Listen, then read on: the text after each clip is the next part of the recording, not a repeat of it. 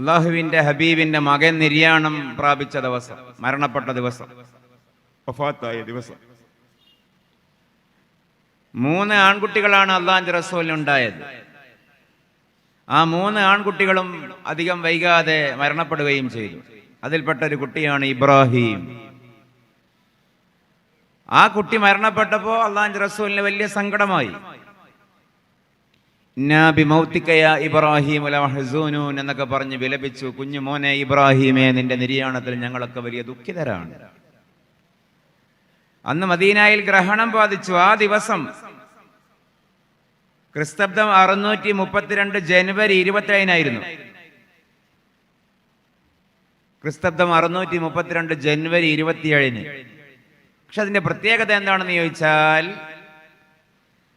ഹദീസിൽ കാണാമെന്ന് മദീനയിൽ സൂര്യഗ്രഹണം ഉണ്ടായി.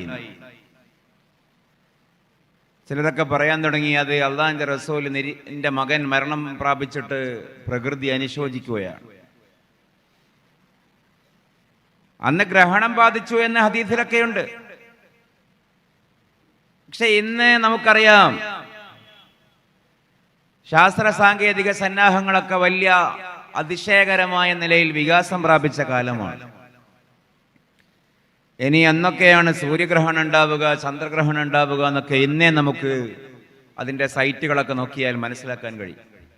എന്നൊക്കെയാണ് ഉണ്ടായത് എന്നും മനസ്സിലാക്കാൻ കഴിയും. പക്ഷേ അത് പരിശോധിച്ചാൽ നമുക്ക് കാണാം, ആ ദിവസം 632 ജനുവരി 27 എന്ന് പറയുന്ന ദിവസം Medina was under sun ecliptic. Medina സൂര്യഗ്രഹണത്തിന്റെ ചുവട്ടിലായിരുന്നു. കേവലം ഒരു വിശ്വാസം മാത്രമല്ല, ലോകാത്ഭുതങ്ങളിൽപ്പെട്ട വിശ്വാസം. ഞാൻ പറഞ്ഞു, നമ്മുടെ വിശ്വാസത്തിന്റെ തെളിവുകൾ എന്നുള്ളത് അള്ളാഹിന്റെ റസൂലിന്റെ ലൈഫിലൂടെ, ജീവിതത്തിലൂടെ പറയാമെന്ന് വിചാരിക്കുന്നത് അത് തന്നെയാണ് അതിന്റെ മർമ്മം എന്നുള്ളത് കൊണ്ടാണ്. 2-3 കാര്യങ്ങൾ മാത്രം. നമുക്കൊക്കെ അനുഭവമുള്ള ഏറ്റവും വലിയ ലോക സത്യമാണിന്ന് ആകാശത്തിന്റെ ചുവട്ടിൽ ഭൂമിക്ക് മുകളിൽ എതിരഭിപ്രായമില്ലാത്ത ഐക്യകണ്ഠേന സർവരും അംഗീകരിക്കുന്ന ഒരു വിഷയമാണ്. വെള്ളം വലിക്കുന്നുണ്ട്, കുറച്ച് തുറന്നോ.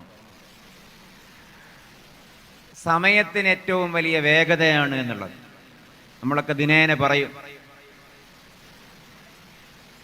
സമയത്തിന് ഭയങ്കര വേഗത. എത്ര പെട്ടെന്നാണ് രാവ് പകലാകുന്നത്, പകല് രാവാകുന്നത്, ആഴ്ചയോട് ആഴ്ചയാകുന്നത്, വെള്ളിയാഴ്ചയോട് വെള്ളിയാഴ്ചയാവുന്നത്, മാസത്തോട് മാസമാകുന്നത്. 5-ാം തീയതി ശമ്പളം ക്രെഡിറ്റ് ആകുമ്പോൾ അല്ലെങ്കിൽ ശമ്പളം കിട്ടി വരുമ്പോൾ വലിയ സന്തോഷമാണ്. പക്ഷെ എത്ര 5-ാം തീയതികൾ, 10-ാം തീയതികൾ. എല്ലാ ആളുകൾക്കുമുള്ള അനുഭവമാണ് സമയം പെടുന്നനെയാണ് പോകുന്നത് എന്നുള്ളത്. കുടുംബത്തില് പുതിയ കുട്ടികൾ ജനിക്കുന്നു. നമ്മുടെ ഓർമ്മയിൽ അധികം വൈകാതെ ഫാമിലി വാട്സാപ്പ് ഗ്രൂപ്പിൽ അല്ലെങ്കിൽ നമ്മൾ തന്നെ കാണുന്ന സ്റ്റാറ്റസുകളിൽ ബർത്ത്ഡേ, 5-ാം ബർത്ത്ഡേ, 10-ാം ബർത്ത്ഡേ. നമുക്ക് പെട്ടെന്ന് തോന്നും, എത്ര പെട്ടെന്നാണ് ഈ കുട്ടിക്ക് 5 കൊല്ലം കഴിഞ്ഞത്, 5 വയസ്സായത്, 10 വയസ്സായത്. കഴിഞ്ഞ കൊല്ലം എന്ന പോലെയാണല്ലോ ഉള്ളത്.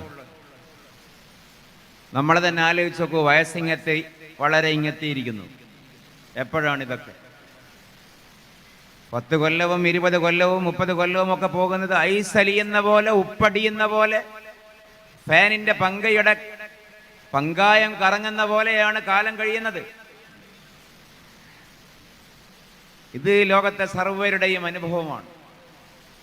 ഞാൻ പറയുന്നത്, ലോകത്ത് ഏതെങ്കിലും ഒരു പ്രത്യയശാസ്ത്രത്തിൽ ലോക നേതാവ് സമയം പെടുന്നതിനെ തീരുന്നതിനെ കുറിച്ച് എന്തെങ്കിലും പറഞ്ഞിട്ടുണ്ടോ എന്ന് നാം ആലോചിക്കേണ്ടതുണ്ട്.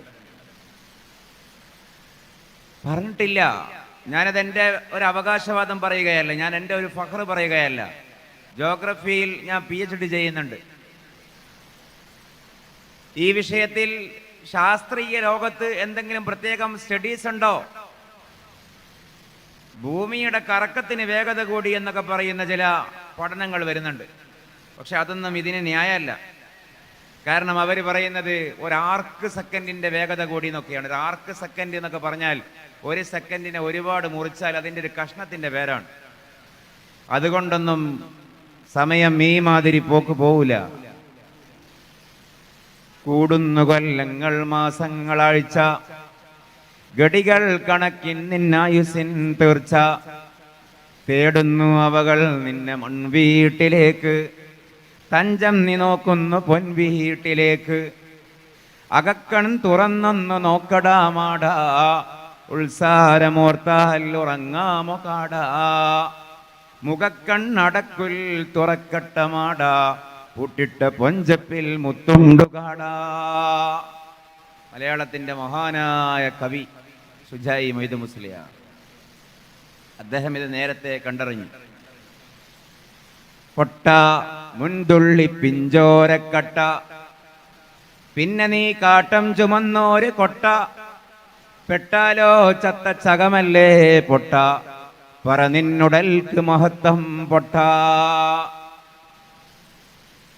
കൂടുന്ന കൊല്ലങ്ങൾ മാസങ്ങളാഴ്ച, കൂടുന്ന കൊല്ലങ്ങൾ മാസങ്ങൾ ആഴ്ചകൾ കൂടിക്കൂടി വരുന്നു. ഗടികൾ കണക്കിൻ നിന്നായുസിൻ തീർച്ച. ഘടികാരത്തിലെ സൂചി അല്ലെങ്കിൽ അതിന്റെ പെണ്ടുളം ഇളകുന്ന പോലെ നിന്റെ ആയുസിന്റെ അടരുകൾ തീർന്നു പോവുകയാണ്. നാം നാവ് കൊണ്ട് പറയുന്ന ഏറ്റവും ശുദ്ധമായ ഒരു നുണയാണ്, വൃത്തിയുള്ള സുന്ദരമായ നുണയാണ്, സുന്ദരമായ നുണയാണ് വി ആർ ലിവിങ് നൗ എന്നുള്ളത്. നമ്മളിപ്പോൾ ജീവിക്കുകയാണ് എന്നുള്ളത്. നമ്മളിപ്പോൾ മരിച്ചുകൊണ്ടിരിക്കുകയാണ്. നമ്മളിപ്പോൾ ജീവിക്കുകയല്ല, നമ്മളിപ്പോൾ മരിച്ചുകൊണ്ടിരിക്കുകയാണ്. ആധ്യാത്മികമായി ഗടികൾ കണക്കിൻ നിന്നായുസിൻ തീർച്ച. തേടുന്നു അവകൾ മൺവീട്ടിലേക്ക്, പക്ഷേ തഞ്ചം നീ നോക്കുന്നു പൊൻവീട്ടിലേക്ക്. ഈ തീർന്നു പോകുന്ന കൊല്ലങ്ങളും മാസങ്ങളും ആഴ്ചകളും മണ്ണിന്റെ വീടായ ഖബറിലേക്കാണ് നമ്മളെ തേടുന്നതെങ്കിലും അതിൻ്റെ ഇടയിൽ കഥയൊന്നും അറിയാത്ത പോലെ നമ്മൾ നമ്മളെ തന്നെ കബളിപ്പിക്കുന്നു എന്നുള്ള അർത്ഥത്തിൽ തഞ്ചം നീ നോക്കുന്നു പൊൻവീട്ടിലേക്ക്. അതിൻ്റെ ഇടയിൽ പൊന്നിൻ്റെ ഒരു പുര കെട്ടാനാണ് നമ്മൾ ശ്രമിക്കുന്നത്. ഞാൻ ഈ ഭാഗം ഓർത്തത്, ഈ കാലവും കൊല്ലവും മാസവും ആഴ്ചയും ഈ കഴിഞ്ഞു പോകുന്ന ഈ പ്രതിഭാസം, സയത്തി സമാനുൻ അൽനാസ്, ആളുകൾ ഒരു കാലം കാണാനിരിക്കുന്നു. അല്ലാഹുവിന്റെ റസൂലിന്റെ പ്രവചനം. ഏതാണ് ആ കാലത്തിന്റെ സവിശേഷത? യതഖാറബു ഫീഹി സമാൻ. ആ കാലത്ത് യതഖാറബു ഫീഹി സമാൻ, സമയങ്ങൾ പരസ്പരം അടുത്തടുത്ത് വരും. ഫതകൂനു സനതു കശ്ശഹർ, ഒരു കൊല്ലം ഒരു മാസം പോലെ പോകും. വയകൂനു ശഹറു കൽ ജുമുഅ, ഒരു മാസം ഒരാഴ്ച പോലെ പോകും. ഫതകൂനുൽ ജുമുഅതു കൽ യൗം, ഒരാഴ്ച ഒരു ദിവസം പോലെ പോകും. വയകൂനുൽ യൗമു കസ്സാഅ, ഒരു ദിവസമോ ഒരു മണിക്കൂർ പോലെ പോകും. ഫതകൂനു സ്സാഅതു കതർഫത്തിൽ ഐൻ, ഒരു മണിക്കൂർ കണ്ണിമ ചിമ്മിത്തുറക്കുന്ന അത്രയും പെട്ടെന്നും തീർന്നു പോകുന്ന കാലം നിങ്ങൾ കാണുക തന്നെ ചെയ്യും എന്ന് മുഹമ്മദ് റസൂലുള്ളാഹി സ്വല്ലല്ലാഹു അലൈഹി വസല്ലം. എന്താണ്? നമ്മുടെ അനുഭവത്തെ കുറിച്ചല്ലേ പറഞ്ഞത്. ഫതകൂനു സനതു കശ്ശഹർ, ഒരു കൊല്ലം മാസം പോലെ, മാസം ആഴ്ച പോലെ, ആഴ്ച ദിവസം പോലെ, ദിവസം മണിക്കൂർ നാഴിക പോലെ, നാഴിക നേരമോ ഒരു നിമിഷാംശം പോലെ മിന്നി മറയും. അത് ഭൂമിയുടെ കറക്കത്തിന്റെ വേഗത കൂടിയിട്ടൊന്നുമല്ല. നാം അവിടെ എത്തി, നമ്മളവിടെ ജീവിച്ചുകൊണ്ടിരിക്കുന്നു. ഒരേ സമയം ഭൗതികമായ ശാസ്ത്രീയ സത്യങ്ങളെയും ആധ്യാത്മികമായ പൊരുളുകളെയും ഒന്നിച്ചു കൊണ്ടുപോകുവാൻ കഴിയുക എന്നുള്ളതാണ് ഒരു മുഅ്മിനിന്റെ ലക്ഷണം. അതാണ് വിജയത്തിന്റെ വഴി.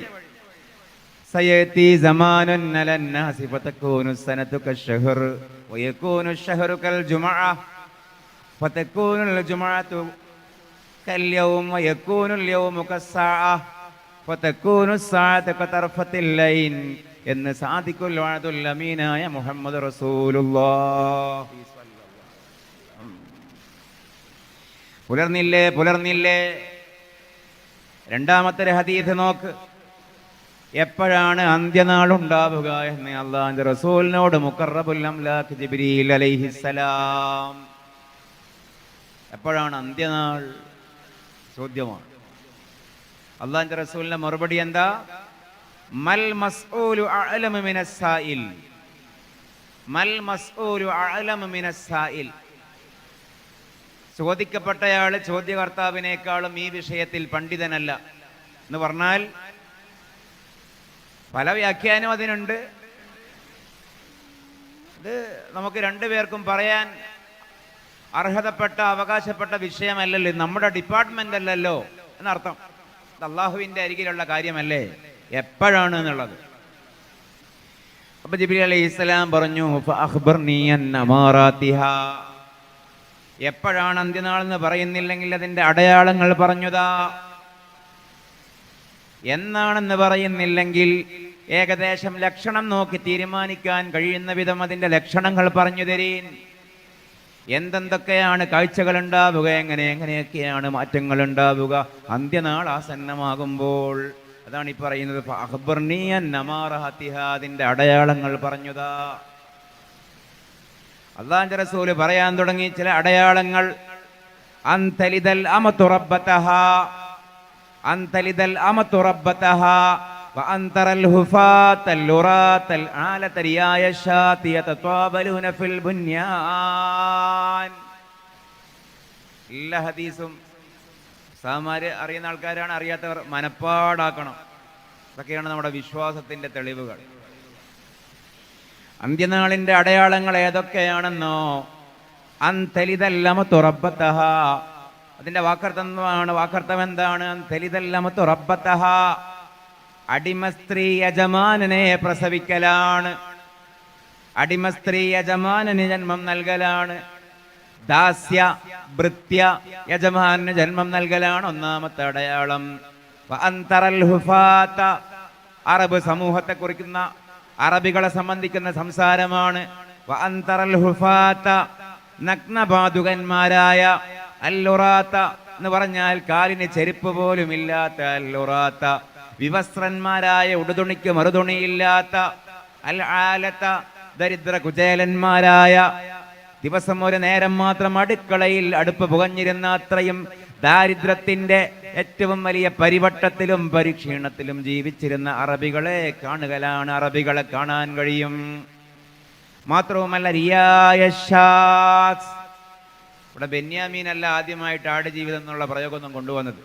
റസൂലുള്ളാഹിന്റെ ഹദീസിൽ പറയുകയാണ് റിയായശാസ്. ആടുജീവിതം നയിച്ചിരുന്ന അറബികളെ നിങ്ങൾക്ക് കാണാൻ കഴിയും. എങ്ങനെ കാണാൻ കഴിയും? യതത്വാബലൂന ഫിൽ ബുന്യാൻ.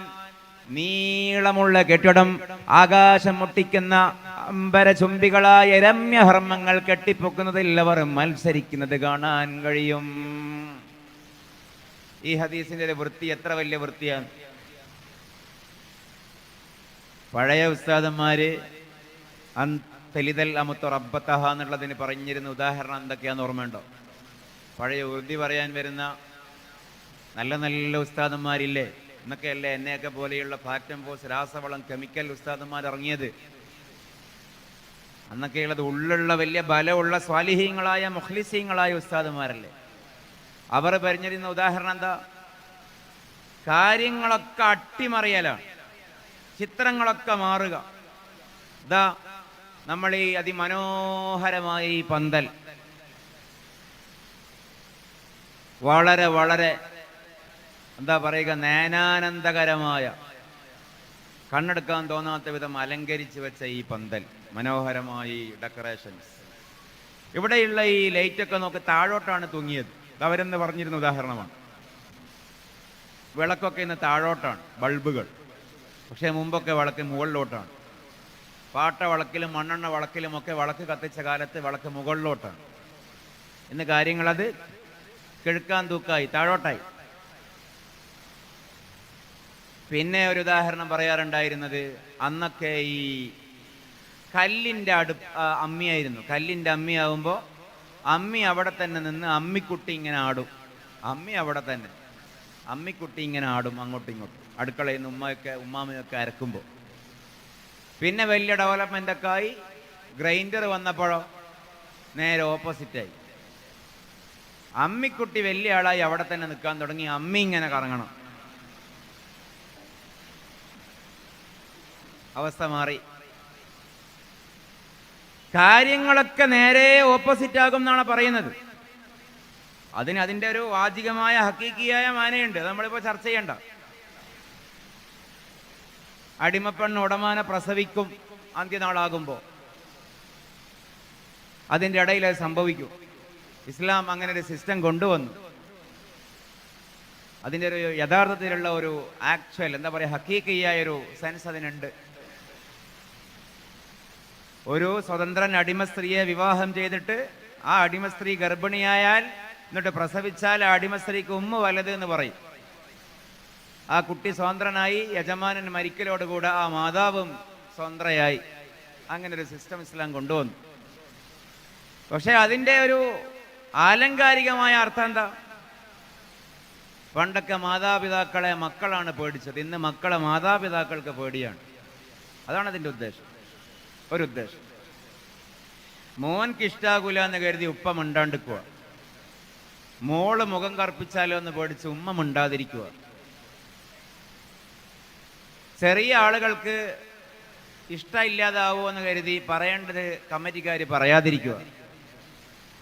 അണികൾ ചൊടിച്ചു പോയേക്കുമോ എന്ന് കരുതി നേതാക്കന്മാർ മൗനം പാലിക്കുക.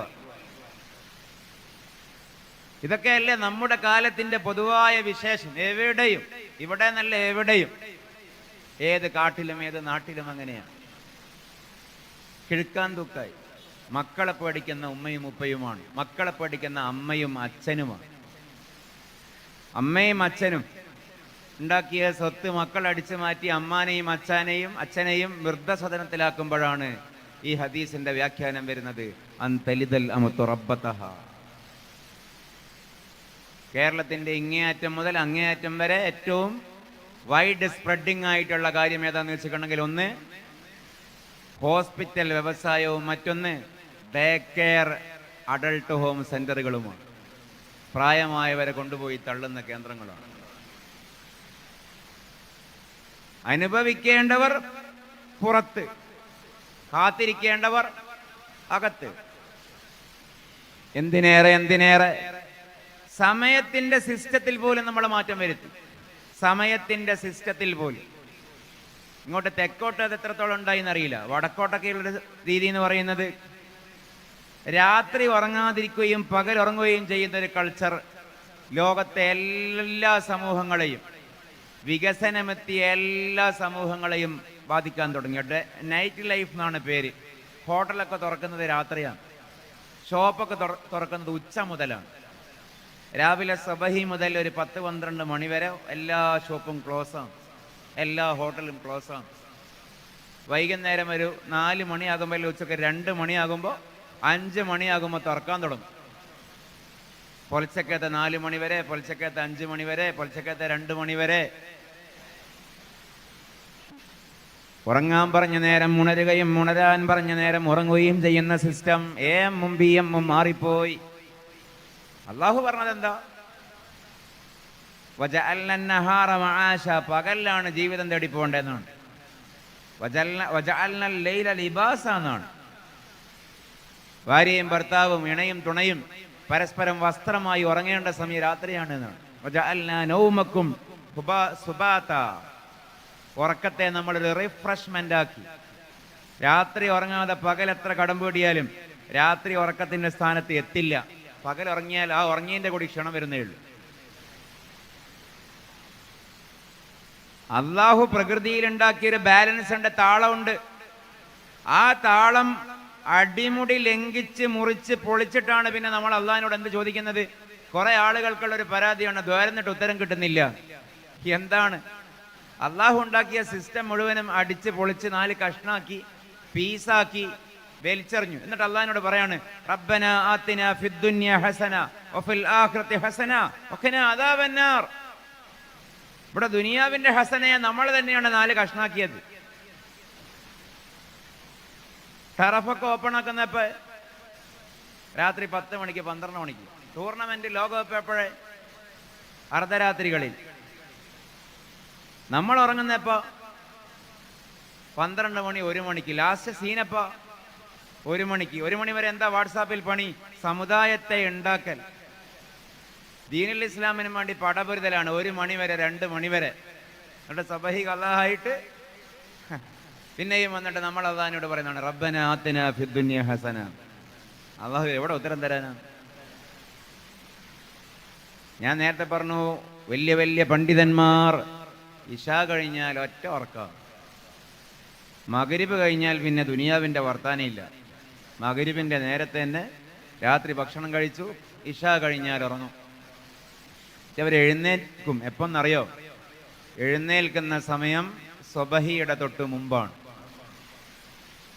അവിടെയുമുണ്ട് ഈ ഹദീസിന് വലിയ അർത്ഥങ്ങൾ. അള്ളാഹിന്റെ റസൂലായ സമയം സ്വബഹിയുടെ തൊട്ട് മുമ്പുള്ള സമയമാണ്. നമ്മൾ ഉറങ്ങുന്ന സമയമാണ്. ലോകത്തെ ഉണർത്താൻ അള്ളാഹുവിന്റെ റസൂലിനെ അള്ളാഹു നിയോഗിച്ച സമയം, ഇഖ്റ മുഴങ്ങിയ സമയം. സുബഹിയുടെ തൊട്ട് മുമ്പുള്ള അത്താഴത്തിന്റെ സമയം കാണാത്ത ആളുകൾക്ക് സ്വർഗത്തിലെ അത്താഴവും കാണാൻ കഴിയില്ല എന്നൊരു സൂഫി പറഞ്ഞല്ലോ. എല്ലാ വിത്തും പൊട്ടുന്ന സമയം, എല്ലാ പൂമുട്ടുകളും വിടരുന്ന സമയം സുബഹിയുടെ തൊട്ട് മുമ്പുള്ള സമയമാണ്. ഒന്നാം ആകാശത്തിലേക്ക് അള്ളാഹുവിന്റെ റഹ്മത്ത് ഇറങ്ങുന്ന സമയം എന്ന് ഹദീസിൽ പറഞ്ഞ സമയം. ആ സമയം 1 മണിക്കൂർ ഏതെങ്കിലും ഒരു കുട്ടി പഠിച്ചാൽ, നമ്മൾ വായിച്ചാൽ, ശ്രദ്ധിച്ചാൽ, അതല്ലാത്ത സമയങ്ങളിൽ 10 മണിക്കൂർ കൊണ്ട് തലയിൽ കയറുന്നത് വലിഞ്ഞങ്ങ് കയറിക്കിട്ടും. അത്രയും മൂർച്ചയുള്ള സമയം. ആ സമയം മുഴുവനും നമ്മൾ കിടന്നുറങ്ങുന്നു. കേവലം ഹിറാ ഗുഹയിൽ ആദ്യമായി മുഖറബുൽ അംലാക്കിനെ അല്ലാഹുവിന്റെ റസൂല് കണ്ട സമയമെന്ന് മാത്രമല്ല അതിൻ്റെ അർത്ഥം. മനുഷ്യന്മാർക്ക് വിവരവും വിദ്യാഭ്യാസവും ഉണ്ടാക്കാൻ ശ്രമിക്കുന്ന ആളുകൾക്ക് പഠിക്കാൻ ഏറ്റവും പ്രകൃതി അനുയോജ്യമായ സമയമാണ് ആ സമയം. അതാണ് അതിൻ്റെ ഒരു മാതൃക. നട്ടപ്പാതിരാക്ക് 11 മണിക്കും 12 മണിക്കും 1 മണിക്കും അല്ലെങ്കിൽ നട്ടുച്ചക്കും വൈകുന്നേരവും കുത്തിവലിച്ച് പഠിക്കാനിരിക്കുന്നതിനേക്കാൾ സുബഹിയുടെ തൊട്ട് മുമ്പ് അരണ്ട വെളിച്ചം ഫിറ്റ് ചെയ്ത് വായിക്കുന്ന പുസ്തകത്തിലേക്ക് മാത്രം ലൈറ്റ് വെച്ച് കൊടുത്ത് ആ സമയം വായിച്ചാൽ അതായിരിക്കും കൂടുതൽ തലച്ചോറിലേക്ക്, ബ്രെയിനിലേക്ക് കൂടുതൽ വലിഞ്ഞു കയറുന്നത് എന്നുള്ളത് ഇന്നത്തെ അനുഭവമാണെങ്കിൽ ആ സമയത്ത് തന്നെ വഹീമുണ്ടായി. ആ സമയത്ത് തന്നെ വഹീമുണ്ടായി. കലീമുല്ലാഹി മൂസാ അലൈഹിസ്സലാമിന് എപ്പോഴാണ് തൗറാത്ത് കിട്ടിയത്? നട്ടുച്ചക്കല്ല കിട്ടിയത്, സുബഹിയുടെ മുമ്പാണ്. ഫറവോന്റെ നാട്ടിൽ നിന്ന് കിങ്കരന്മാർ കോപ്റ്റിക് കിബ്തിയെ വധിച്ചു പോയതിന്റെ പേരിൽ പിടിക്കപ്പെടും, അല്ലെങ്കിൽ തലക്ക് ഇനാം പ്രഖ്യാപിച്ച് കിങ്കരന്മാർ നടക്കുന്ന സമയം ഈജിപ്തിലേക്ക് നാടുപെടുന്നു കലീമുല്ലാഹി മൂസാ അലൈഹിസ്സലാം. ഒപ്പമുണ്ട് പത്നിയായ സഫൂറ, ഗർഭിണിയായ പത്നി കൂടെയുണ്ട്. ആ പത്നിക്ക് പേറ് നോവായി, വഴിയറിയുന്നില്ല, നല്ല ഇരുട്ടാണ്. ആ സമയത്താണ് പറഞ്ഞത് ഇന്നി ആനസ്തു നാറൻ ലഅല്ലി ആതീകും മിൻഹാ ബിഖബസിൻ ഔ അജിദു അലന്നാരി ഹുദാ. എങ്ങനെയാണ് സഫൂറ ഒന്ന് കൈച്ചലായി കിട്ടുക, ഈജിപ്തിലേക്ക് പോകാനുള്ള വഴി ഏതാണെന്നറിയാതെ അള്ളാഹുവിന്റെ റസൂലാകാൻ നിമിത്തമുണ്ടായ മൂസയും പത്നിയും ഉഴറിയപ്പോ അങ്ങ് ദൂരെ ആരോ അതാ തീ കൂട്ടിയത് കാണുന്നു. ഇന്നി ആനസ്തുനാറ, ഞാൻ അവിടെ പോയി ഒന്ന് തിരക്കി നോക്കട്ടെ ആരാണ് തീക്കായുന്നത് എന്ന്. നല്ല ഇരുട്ടാണ്, വാരിയാൽ കോരാൻ കിട്ടുന്ന കൂരിരുട്ടാണ്. ഞാൻ അവിടെ പോയി അജിദു അലന്നാരി ഹുദാ ഇന്നി ആനസ്തു നാറൻ ലഅല്ലി ആതീകും മിൻഹാ ബിഖബസിൻ, അവിടെന്ന് ഞാൻ റാന്തൽ കൊണ്ടുവരാം. ഔ അജിദു അലന്നാരി ഹുദാ, അല്ലെങ്കിൽ ഞാൻ അവിടെ നിന്ന് വഴി ചോദിച്ചു വരാമെന്ന് പറഞ്ഞ് ആഗിലേനെ ഗേ ഔർ പയംബരി പായേ. അള്ളാഹിന്റെ ദീനിന്റെ അത്ഭുതം കലീമുല്ലാഹി മൂസയോട് ചോദിക്കണം. തീ കൊണ്ടുവരാനാണ് കലീമുള്ള പോയത്, നബിയായിട്ടാണ് തിരികെ വന്നത്, അതും രാത്രിയാണ്, സുബഹിയുടെ തൊട്ട് മുമ്പാണ്. ഒരു ഹദീസിന്റെ ഒരു ആശയത്തിന്റെ ഒരു വൈപുല്യം നോക്ക്. എപ്പോഴാണ് പഠിക്കേണ്ടത് എന്ന് പോലും ആ ഹദീസിൽ വരുന്നു. നമ്മളോ എമ്മിനെ പി എം ആക്കി, പി എമ്മിനെ എം ആക്കി, പകലിനെ രാത്രിയാക്കി, രാത്രിയെ പകലാക്കി, ഉണരേണ്ട നേരം ഉറക്കാക്കി, ഉറങ്ങേണ്ട നേരം ഉണർവിന്റെ സമയമാക്കി, അടുക്കേണ്ടതിനോട് അകന്നു, അകറ്റി നിർത്തേണ്ടതിനെ അടുപ്പിച്ചു വെച്ചു. നോ പറയേണ്ടതിനോട് യെസ് പറഞ്ഞു, യെസ് പറയേണ്ടതിനോട് നോ പറഞ്ഞു. കാലിൽ വെക്കേണ്ടതിനെ തലയിൽ വെച്ചു, തലയിൽ വെക്കേണ്ടതിനെ കാലിൽ വെച്ചു. അകത്ത് വെക്കേണ്ടതിനെ മുറ്റത്തിറക്കി, മുറ്റത്ത് വെക്കേണ്ടതിനെ അലമാറയിൽ കൊണ്ടുപോയി വെച്ചു. 1-ാം സ്ഥാനം നൽകേണ്ടതിന് 101 നൽകി, 101 നൽകേണ്ടതിന് 1-ാം സ്ഥാനം നൽകി. അന്തലിദൽ അമതു റബ്ബതഹാ. അന്ത്യനാള് വരുമ്പോ അതായിരിക്കും ചിത്രം. വൈരുദ്ധ്യങ്ങൾ സംഭവിക്കും. ആരൊക്കെയാണോ ചാനലിന്റെ മുമ്പിൽ വന്നിട്ട്, മീഡിയക്കാരെ മുമ്പിൽ വന്നിട്ട്, ഏതൊക്കെ ലോക നേതാക്കളാണോ കാരുണ്യത്തെ കുറിച്ച് സംസാരിക്കുന്നത്, അവരായിരിക്കും ഭൂമിയിൽ ഏറ്റവും വലിയ കാഠിന്യത്തിന്റെ വക്താക്കൾ, അല്ലേ? ചാനലുകാരെ മുമ്പിൽ വന്നിട്ട്, മീഡിയ പ്രസ് മീറ്റിങ്ങിൽ വന്ന്, വലിയ വലിയ സിംബോസിയങ്ങളിൽ വന്ന്, അന്താരാഷ്ട്ര വേദികളിൽ വന്ന് മനുഷ്യാവകാശത്തെയും ലോക സമാധാനത്തെയും കുറിച്ച് ഏതൊക്കെ ലോക വൻശക്തികളുടെ തമ്പുരാക്കന്മാരാണോ സംസാരിക്കുന്നത്, അവര് തന്നെയല്ലേ ഏറ്റവും വലിയ അണുവായുധ കച്ചവടക്കാരും, ഏറ്റവും വലിയ ബോംബിന്റെയും ഹൈഡ്രജൻ ബോംബിന്റെയും ഗോഡൌണുകൾക്ക് കാവലിരിക്കുന്നവരും. എല്ലാ രാജ്യങ്ങൾക്കിടയിലും യുദ്ധം ഉണ്ടാക്കുന്ന ആൾക്കാരാണ് ഇന്ന് സമാധാനത്തിന് നോബൽ സമ്മാനം എനിക്ക് കിട്ടണമെന്ന് പറയുന്ന ആളുകൾ. അന്തലിദൽ അമതു റബ്ബതഹാ. വായിലൊന്ന്, പുറത്തൊന്ന്, പറയലൊന്ന്, ചെയ്യലൊന്ന്. വഅന്തറൽ ഹുഫാതൽ ഉറാതൽ ആലതരിയായ ശാതി യതത്വാവലൂന ഫിൽ ബുന്യാൻ. ഇതൊക്കെ ലോകത്ത് പറയാൻ ഒരാൾക്കേ സാധിക്കൂ. ആർക്ക് എന്നറിയോ? സ്വാഹിബുൽ വഹ്യ്. അള്ളാഹുവിങ്കിൽ നിന്ന് വഹി കിട്ടുന്ന ഒരു മനുഷ്യനെ ഇത് പറയാൻ കഴിയൂ. അതുകൊണ്ടാണ് ആരൊന്നാമനായത്? മുഹമ്മദ് റസൂലുള്ളാഹി സ്വല്ലല്ലാഹു അലൈഹി വസല്ലം. നിങ്ങളെന്താ പിന്നെ സലാത്തിന്റെ ജീവൻ പോയത്? മുഹമ്മദ് റസൂലുള്ളാഹി.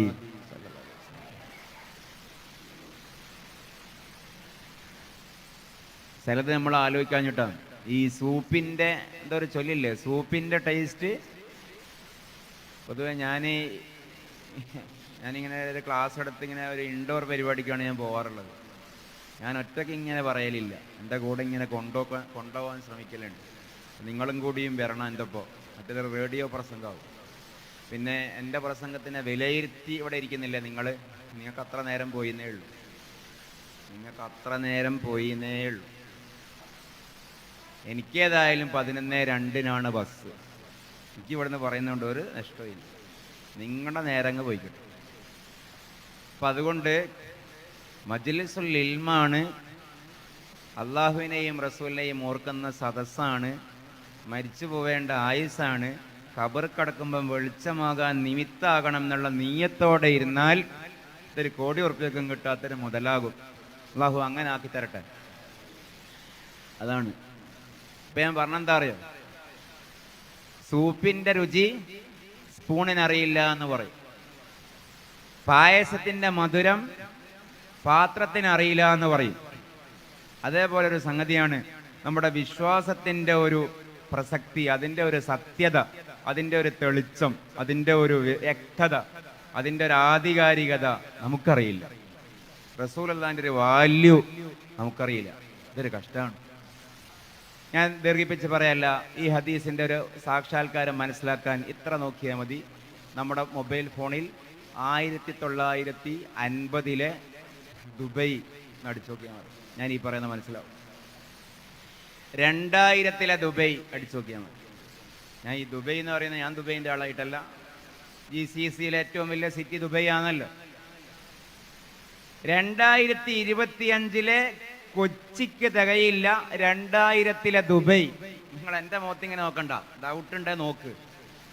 2025-ലെ കൊച്ചിക്ക് തികയില്ല വികസനത്തിന്റെ കാര്യത്തിൽ 2000-ലെ ദുബൈ സിറ്റി. ബാക്കി എന്തിനു പറയണം?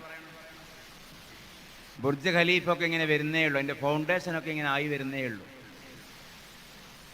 950 പറയണ്ടല്ലോ. എണ്ണ കണ്ടുപിടിച്ചില്ലെങ്കിൽ സാമ്പത്തികമായി മിഡിൽ ഈസ്റ്റിന് അല്ലെങ്കിൽ ഗൾഫിന് GCCക്ക് ഒരു പ്രസക്തി ഉണ്ടാകുമായിരുന്നില്ല. മലയാളികൾ ആദ്യമായിട്ട് പോയതും GCCയിലേക്കല്ല, ഇങ്ങോട്ടേക്കാണ്. മലേഷ്യയിലേക്കും സിംഗപ്പൂരിലേക്കും സിലോണിലേക്ക് വരെയാണ്. ഇന്നത്തെ ശ്രീലങ്ക എന്ന് പറഞ്ഞാൽ മനുഷ്യന്മാർ മൈൻഡ് ചെയ്യുന്ന രാജ്യ. ആലോചിച്ചോക്കണം. വെറുതെ കൊണ്ടുപോകാന്ന് പറഞ്ഞാൽ ഇന്ന് നമ്മൾ ശ്രീലങ്കയിലേക്ക് പോകും. നമ്മുടെ ഉപ്പാപ്പന്മാർ പോയ നാടാണ് സിലോൺ. വലിയ കൊമേഴ്ഷ്യൽ ക്യാപിറ്റൽസ് ആയിരുന്നു അവിടെ. എന്നിട്ടും ആൾക്കാർ ഗൾഫിലേക്ക് പിന്നെ പോയത്. ഇപ്പോഴാണ് അവിടെ ഡെവലപ്മെന്റ് ഒക്കെ വന്നത്. പക്ഷേ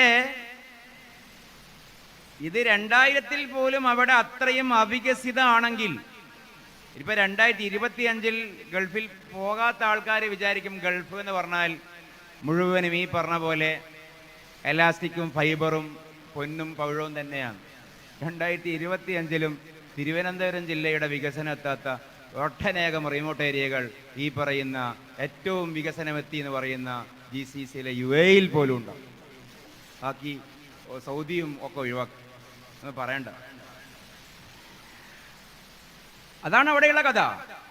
പക്ഷെ അത് 1500 കൊല്ലം മുമ്പ് എങ്ങനെയായിരിക്കും ആ നാട്? പറയണ്ട.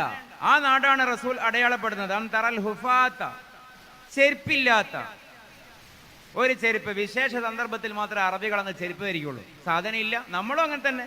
അറബികളെ കുറ്റം പറയണ്ട, നമ്മളും അങ്ങനെ തന്നെ അല്ലേ? ഇന്ന് കുട്ടികൾക്ക് സുഭിക്ഷതയാണ്, ധാരാളിത്താണ്, ആർഭാടാണ്. എല്ലാവർക്കും വസ്ത്രത്തിന്റെ കൂമ്പാരാണ്. വസ്ത്രം അണിയുന്ന മുറിയിലേക്ക് ചെന്നാൽ കൺഫ്യൂഷനാണ്. ഏതാണിപ്പോ ഇടുക, പിന്നെ ഏതാണിയ, ഇതണിയണോ ഇതണിയണോ ഇതണിയണോ? കരൊപ്പിക്കുന്ന കുപ്പായൊക്കെ ഇന്ന് വന്നതല്ലേ, അന്നുണ്ടതിനോ? കുപ്പായത്തിന്റെ കളർ ഏതാണ്? അത് തന്നെ മുണ്ടിന്റെ കര, അത് തന്നെ വാച്ചിന്റെ സ്റ്റാപ്പിന്റെ പട്ടാന്റെ കളറ്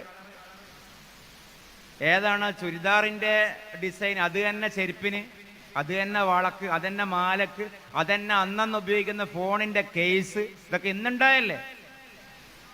ഏതാണ് അണിയേണ്ടത് എന്ന് അന്തിച്ചു നിൽക്കേണ്ട വിധം ആർഭാടം നിറഞ്ഞ വസ്ത്രമഹലുകളായി, ടെക്സ്റ്റൈൽസുകളായി വീടിലെ അളമാറകൾ മാറി. അന്നെങ്ങനേനു? ഏതാണ് അണിയേണ്ടത് എന്ന് കൺഫ്യൂഷൻ ആവുന്ന വിധം ഫുട്വെയർ തുടങ്ങാൻ മാത്രമുള്ള ചെരുപ്പുകളാണ് ഓരോ വീട്ടിലും. ഫുട്വെയർ തുടങ്ങാൻ മാത്രമുള്ള ചെരുപ്പുകൾ. ക്രോക്കറി തുടങ്ങാൻ മാത്രം ഇനിയും ബാക്കിയാവുന്ന പാത്രപ്പര, അത്രയും പാത്രങ്ങൾ അടുക്കളയിൽ, അതിൻ്റെ സ്റ്റോറൂമുകളിൽ. നമ്മളും അങ്ങനെ തന്നെയായിരുന്നു. ആ അറബികളും പണ്ട് ഈ പറഞ്ഞ പോലെ ഒന്നുമില്ലാത്തവരാണ്. ഇന്നാണ് അവർക്കും നമുക്കുണ്ടായത്. പക്ഷെ അങ്ങനെയൊക്കെ പറഞ്ഞിട്ട് റസൂൽ പറയുന്നതാണ്, അങ്ങനെയുള്ള അറബികൾ യതഫാവലൂന ഫിൽ ബുന്യാൻ, കെട്ടിടമുണ്ടാക്കി മത്സരിക്കും. ഞാൻ നേരത്തെ പറഞ്ഞ ഒരു വാക്കുണ്ട്, എല്ലാം നമ്മൾ പഠിച്ചു പക്ഷേ ദീൻ പഠിക്കുമ്പോൾ നമുക്ക് കിട്ടൂല എന്നുള്ളൊരു തോന്നലുണ്ട്. അറബി ഭാഷ പഠിച്ചാലേ ഇസ്ലാമിൻ്റെ മധുരം കിട്ടും. അത് അറബിയുടെ ഒരു ട്രാൻസ്ലേഷനും ഒരു തർജ്ജമയും ഒരു ഇംഗ്ലീഷും ഒരു ടർക്കിഷും ഇസ്ലാമിൻ്റെ ആന്തരിക സൗന്ദര്യത്തിലേക്ക് നമ്മളെ കൂട്ടിക്കൊണ്ടു പോകില്ല. കാരണം ഖുർആൻ്റെയും ഹദീസിൻ്റെയും ഭാഷ അറബിയായതുകൊണ്ട്. ചിലപ്പോൾ ചില പുതിയ ആശയക്കാർ പറയും, വെള്ളിയാഴ്ചയൊക്കെ ഖുതുബ എന്തിനാണ് ഇങ്ങനെ അറബിയിൽ ഓതുന്നത്, മനസ്സിലാവുന്നില്ലല്ലോ. ഞാനതിൻ്റെ പ്രമാണം വെച്ചൊന്നും പറയുന്നില്ല, പരാക്ഷേപമല്ല. പക്ഷെ അത് ഫിലോസഫിക്കലി ഒരു നൺ സെൻസാണ് പറയുന്നത്. ഇസ്ലാമിൻ്റെ ഖുർആനിൻ്റെ ഹദീസിൻ്റെ ഭാഷ പഠിക്കൂ എന്ന് മുസ്ലിമീങ്ങളോട് പറയുന്നതിന് പകരം അറബി മാറ്റി നിങ്ങൾ മലയാളത്തിലാക്കൂ എന്ന് പറയുന്നത് അവിടെ തെറ്റിപ്പോയിട്ടുണ്ട് ഈ ദീനുൽ ഇസ്ലാമിൻ്റെ ഫിലോസഫി. ബാക്കിയൊന്നും പറഞ്ഞിട്ട് കാര്യമില്ല. അപ്പൊ അവിടെയുള്ള വാക്കാണ് ഈ തത്വാവലൂന. തത്താവല എന്ന് പറഞ്ഞാൽ നീളം കൂട്ടി മത്സരിക്കുക. രണ്ടട്ടി ബിൽഡിങ്ങുകളില്ലാത്ത ഒരു കാലത്ത് അള്ളാഹുവിന്റെ റസൂലിന്റെ പ്രവചനം, അറബികൾ നീളം കൂട്ടിയ ബിൽഡിംഗ് ഉണ്ടാക്കി മത്സരിക്കും. ഇത് കേവലം ബുർജ് ഖലീഫയെ മനസ്സിൽ വെച്ച് പറയുന്നതല്ല. ആയിരക്കണക്കിന് കെട്ടിടങ്ങൾ കോൺക്രീറ്റിന്റെ കാടുകളായി അറേബ്യ മാറിയ ഒരു കാലത്ത് 2036 സൗദി ലോകകപ്പ് നടത്താൻ പോകുന്ന പ്രപ്പോസ്ഡ് പ്ലാൻഡ് സിറ്റി ഇനി ഉണ്ടായിട്ട് വേണം. നിലവിൽ ഉണ്ടായ സിറ്റിയിലല്ല, കേസയിൽ 36 വേൾഡ് കപ്പ്. ജിദ്ദക്കടുത്തുള്ള കടൽ പൂഴിയിട്ട് മണലിട്ട് നികത്തിയിട്ട് കോണിഷ് ആറടംബര സിറ്റി കെട്ടിയിട്ട് ഇനി അതിൽ വേണം ലോകകപ്പ് നടത്താൻ. 890ഓളം മീറ്റർ പൊക്കമുള്ള ബിൽഡിംഗ് ഉണ്ട് ഗൾഫിൽ അറേബ്യയിൽ. 890ഓളം മീറ്റർ പൊക്കമുള്ള ബിൽഡിംഗ് എന്ന് പറഞ്ഞാൽ 1 കിലോമീറ്റർ. ഇനി അതിനേക്കാളും പൊക്കമുള്ള ബിൽഡിംഗ് വരും അല്ലാഹുവിന്റെ റസൂലിന്റെ നേരെ മണ്ണായ ഹിജാസിൽ. 5-10 കൊല്ലത്തിനുള്ളിൽ ഒരു ഓട്ടോറിക്ഷയുടെ മിനിമം ചാർജ് എത്ര? 35 റുപ്യ. മുകളിലോട്ട് ചുമരുമ കൂടി പോകുന്ന ഓട്ടോറിക്ഷ ഉണ്ടെങ്കിൽ മിനിമം ചാർജിന് പോയി വരാൻ പറ്റാത്ത ബിൽഡിംഗ് ഉണ്ട്. ഇങ്ങനെ മുകളിൽ വരെ എത്തിയിട്ട് മീറ്റർ നോക്കിയിട്ട് ഓട്ടോ ഡ്രൈവർ പറയും 60 റുപ്യേൻ്റെ ഓട്ടോ ഉണ്ട്. അതാണ് പറഞ്ഞതിൻ്റെ മലയാളം. രണ്ടട്ടി ബിൽഡിംഗ് ഇല്ലാത്ത കാലത്താണ് ഇത് പറഞ്ഞതെന്നുള്ളതാണ് നിങ്ങൾ മനസ്സിലാക്കണം. രണ്ടട്ടി ബിൽഡിംഗ് ഇല്ലാത്ത കാലത്താണ് ഇത് പറഞ്ഞത്. ഇപ്പോൾ അവിടെ 2 വിഷയം, ദീൻ മനസ്സിലാക്കാൻ 2 വിഷയം. ഒന്ന്, ആ പറഞ്ഞത് അങ്ങനെ തന്നെ പുലർന്നു, അത് പ്രത്യേകിച്ച് പറയേണ്ടതില്ല. രണ്ടാമത്തേത്, ഇത് പുലരാത്ത കാലത്തെ സഹാബികൾ അത് കേട്ടപ്പോൾ മൂക്കത്ത് വിരൽ വെച്ചിട്ട് അത് അവിശ്വസിച്ചില്ല എന്നുള്ളത്. ആടെയാണ് ദീനിന്റെ മധുരം. അള്ളാന്റെ റസൂൽ അത് പറഞ്ഞോ എന്നാൽ ഉണ്ടായിരിക്കും. അവരുടെ വിശ്വാസത്തിന്റെ ഒരു ബോധ്യം നോക്ക്. ഞാൻ ഇന്നലെ ആകാശത്തിന്റെ മുകളിൽ പോയി തിരിച്ചു വന്നു, അള്ളാനെ കണ്ടു, നിസ്കാരം കിട്ടി എന്ന് റസൂലുള്ള പറയുമ്പോഴേക്ക് ഇൻ കാലഫഖദ സദഖ. അതാണ് അൽ ഇസ്ലാമു അത്തസ്ദീഖു ബിമാ ജാഅ ബിഹിൻ നബിയ്യു സ്വല്ലല്ലാഹു അലൈഹി വസല്ലം. റസൂലുള്ള പറയുന്നതിനെ അപ്പടി വിശ്വസിക്കുന്നതിന്റെ പേരാണ് അൽ ഇസ്ലാം. അല്ലാതെ നാസ പറഞ്ഞു, മൈക്കിൾ എച്ച്ഹാർട്ട് പറഞ്ഞു, വള്ളത്തോള് പറഞ്ഞു, കുഞ്ചൻ നമ്പ്യാർ പാടി, അതൊക്കെ ഒരു പൊടിപ്പിനും തൊങ്ങലിനും ഒരു മല്ലി മസാല വിതറുകയാണ്. ഇസ്ലാമിന്റെ മർമ്മം അത്തസ്ദീഖ് ബിമാ ജാഅ ബിഹിൻ നബിയ്യു സ്വല്ലല്ലാഹു അലൈഹി വസല്ലം. ആലോചിച്ചൊക്കെ, ഒരു 100 കൊല്ലം മുമ്പ് ഈ കടുവാപ്പള്ളി ഓലമേഞ്ഞ ഓടുമേഞ്ഞ പള്ളിയായിരിക്കുമല്ലോ, ഓലമേഞ്ഞ പള്ളിയായിരിക്കുമല്ലോ അന്ന് പറയുകയാണ്. ഇനി അതിനേക്കാളും ഗതിയില്ലാത്തൊരു കാലത്ത് പറയുകയാണ്, ഒരു 50 കൊല്ലം കഴിഞ്ഞാൽ ഈ പള്ളി, ഈ നാട് അമ്പരചുംബികളായ ബിൽഡിങ്ങുകളായി മാറുന്നു പറഞ്ഞാൽ അന്ന് ആ പ്രസംഗം നടത്തിയ ഖതീബിന്റെ മുമ്പിൽ ഇരുന്നിട്ടുണ്ടാവുന്ന നാട്ടുകാർ പറയൂലേ, ഉസ്താദേ നിങ്ങളെ നമ്മൾ ജോലിക്ക് നിയമിച്ചു എന്നുള്ളത് ഓക്കെയാണ്, പക്ഷേ ഒന്ന് മയത്തിൽ തള്ളണം എന്ന് പറയൂലേ. ഇത് വിശ്വസിക്കാൻ പറ്റുന്നുണ്ടോ? ഏത് കാലത്താ റസൂലുള്ളാഹിന്റെ ഈ പ്രവചനം? ഞങ്ങൾ കാട്ടിച്ചതും ഒട്ടകം കാട്ടിച്ചതും ഒരുപോലെ. അതാണ് ആ കാലത്തിന്റെ അവസ്ഥ സഹാബികൾ പറഞ്ഞത്. നമ്മൾ ഈ ഗാസാന്റെ ഒക്കെ ന്യൂസ് വായിക്കുന്നുണ്ടല്ലോ, അള്ളാഹു അവർക്ക് ഷഹാദത്തിന്റെ കൂലി കൊടുക്കട്ടെ. ഞാൻ ആരെയും ചെറുതാക്കുകയല്ല. ഹമാസിന്റെ പോരാളികൾക്ക് അള്ളാഹു ഷഹാദത്തിന്റെ കൂലി കൊടുക്കട്ടെ, ഗാസക്കാർക്ക് ഷഹാദത്തിന്റെ കൂലി കൊടുക്കട്ടെ, എതിരാളികളെ അള്ളാഹു തകർക്കട്ടെ. പക്ഷെ അത് ചരിത്രപരമായ ആവർത്തനമാണ്. സഹാബികൾ പറയുന്നുണ്ട്, ഞങ്ങൾ കാട്ടിച്ചതും ഒട്ടകം കാട്ടിച്ചതും സെയിം. എന്താ? ഞങ്ങൾ തിന്നുന്നതും പുല്ല്, ഒട്ടകം തിന്നുന്നതും പുല്ല്, രണ്ടും കറുകപ്പുല്ല്. കാഷ്ടം ഉണങ്ങിയാൽ അതും കറുപ്പ് കട്ട, ഞങ്ങളുടേതും കറുപ്പ് കട്ട. ഏതാണ് മനുഷ്യൻ കാട്ടിച്ചത്, ഏതാണ് ഒട്ടകം കാട്ടിച്ചത് ഞങ്ങൾക്ക് മനസ്സിലായിരുന്നില്ല എന്ന് ഓർത്ത് പറഞ്ഞ സഹാബികളുടെ അനുയായികളുടെ പേരാണ് ലോക മുസ്ലിങ്ങൾ. തീയിൽ കുരുത്തത് വെയിലത്ത് വാടാൻ പാടില്ല. നമ്മൾ ഇന്ന് പാൽക്കുപ്പികളായി മാറി, അത് വേറെ വിഷയം. ഇന്ന് നമ്മൾ പാൽക്കുപ്പികളാണ്. അനുഭവങ്ങളില്ലാത്ത, ദാരിദ്ര്യമില്ലാത്ത, പരിവട്ടമില്ലാത്ത, പട്ടിണി അറിയാത്ത നോമ്പിനൊക്കെ നമ്മൾ വെറുതെ പറയും പട്ടിണി അറിയാനാണ് നോമ്പ്, വെറുതെയാണ്. നമുക്ക് ഗ്യാരണ്ടിയാണ് 6:40 ടേബിളിൽ മുഴുവനും ഓണപ്പൂക്കളം പോലെ സദ്യ ഉണ്ടാകുന്നു. ആ ഗ്യാരണ്ടി ഉള്ളത് കൊണ്ടാണ് പകല് നമുക്ക് നോമ്പ് നോക്കുമ്പോൾ ആവേശം. ആവേശമൊന്നും ഉണ്ടാവില്ല. ബാങ്ക് വിളിക്കുമ്പോൾ ഉള്ളിയോ അല്ലെങ്കിൽ ഉരുളക്കിഴങ്ങോ അല്ലെങ്കിൽ ബോട്ടിൽ വെള്ളമോ എയർ ഡ്രോപ്പ് ചെയ്തെങ്കിൽ മാത്രം കിട്ടും എന്നാണ് അവസ്ഥയെങ്കിൽ റമദാൻ നോമ്പിന് ഈ പറയുന്ന ആവേശമൊന്നും ഉണ്ടാവില്ല. അവർക്ക് അനുഭവമുണ്ട്, നമുക്ക് അനുഭവമില്ല. വലിയ വലിയ സംഗതികളാണ്. പക്ഷേ അങ്ങനെ ഞങ്ങൾ കാട്ടിച്ചതും ഒട്ടകം കാട്ടിച്ചതും ഒരുപോലെ എന്ന് പറഞ്ഞ ആ കാലത്ത് അള്ളാന്റെ റസൂൽ പറയുന്നു, കെട്ടിടമുണ്ടാക്കി മത്സരിക്കുന്ന അറബികൾ വരും. ആരും അവിശ്വസിച്ചില്ല, ആരും അതിശയോക്തി പറഞ്ഞില്ല, മരത്തിൽ തള്ളൂ എന്ന് പരിഭവപ്പെട്ടില്ല, മനസ്സാതിനെ നിരാകരിച്ചില്ല. അത് വന്നിരിക്കും, വിശ്വസിച്ചു. കാരണം എന്താണ്? ഇന്നല്ലാഹ ഖദ് സവ്വാലിയൽ അർള, ഈ ഭൂമിയെ അള്ളാഹു എനിക്ക് കോണാക്കി മടക്കി തന്നു. ഫറഅയ്തു മശാരികഹാ വ മഗാരിബഹാ. ഞാൻ വീണ്ടും ആവർത്തിക്കുന്നു, ഹഖീഖത്ത് മുഹമ്മദിയ മനസ്സിലാവലാണ് ദീനുൽ ഇസ്ലാം. അള്ളാഹുവിന്റെ റസൂൽ പറയുകയാണ്, ഇന്നല്ലാഹ ഖദ് സവ്വാലിയൽ അർള, ഈ കടലാസ് ഉണ്ടല്ലോ, ഇത് ഇങ്ങെന്നും ഇങ്ങെന്നും മടക്കിയിട്ട് ഇങ്ങനെയും മടക്കി ഇങ്ങനെയും മടക്കി ഒരു ഫോൾഡറാക്കി ഈ ഭൂമിയെ മുഴുവനും ഒരു ചെറിയ ഒരു ഫോൾഡറാക്കി അള്ളാഹു എനിക്ക് കാണിച്ചു തന്നു, ചുരുക്കി തന്നു. ഫറഅയ്തു മശാരികഹാ വ മഗാരിബഹാ, അതിന്റെ കിഴക്കും പടിഞ്ഞാറും ഞാൻ സമയദൂര പരിമിതികൾക്കപ്പുറം മനസ്സിലാക്കി. അന്ത്യനാൾ വരെ സംഭവിക്കുന്ന കാര്യങ്ങൾ ലൈവ് റിപ്പോർട്ടിംഗ് ആണ്.